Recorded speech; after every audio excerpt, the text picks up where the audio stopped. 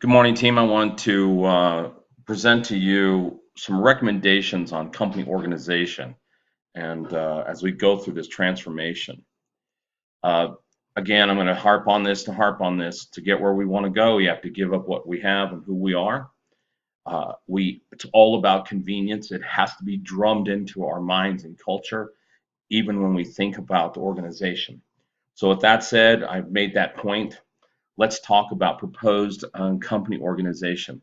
I'm bringing this vision of how we would do this based on 30 years in the technology industry. And remember, we are a technology company that delivers transportation services. So what we would do is align the company around service offerings.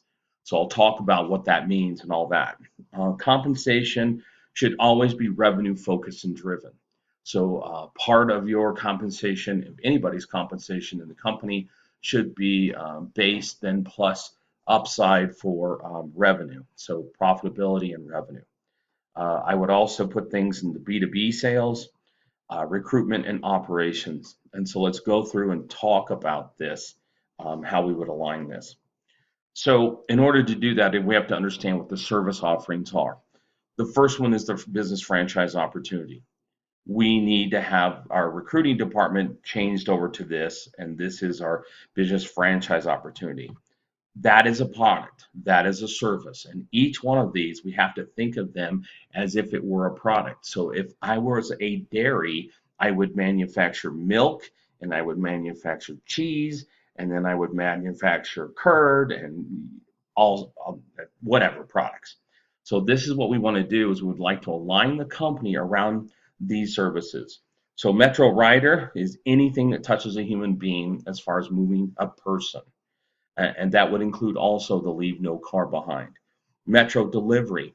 This is for anybody that is that we would pick up packages, deliver groceries, specialty items, courier services. If it has to be around delivery, we have a program manager around delivery. Metro group transportation. So anything that has to do with events and groups and those types of things, a product manager for those, that's service offering. Then Metro specialty, anything else.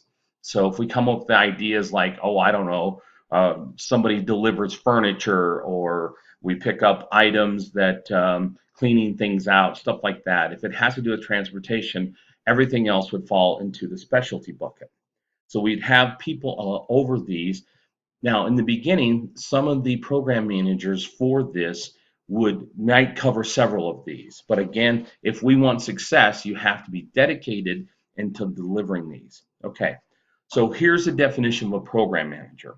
And these are the characteristics. We want young professionals. We want people who are the next generation, the millennials, people who are out there and who are progressive. Okay, high energy. We want people who come to work and who are excited to be with us and see a future of what we deliver in convenience through transportation services.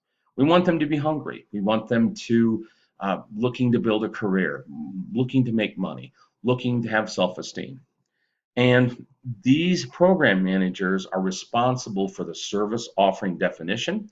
So as these services change and morph, they're responsible for the convenience proposition. What is the value that drives to the customer? They're involved in the marketing and they're responsible for the marketing, the sales, implementation of those programs, technology recommendations.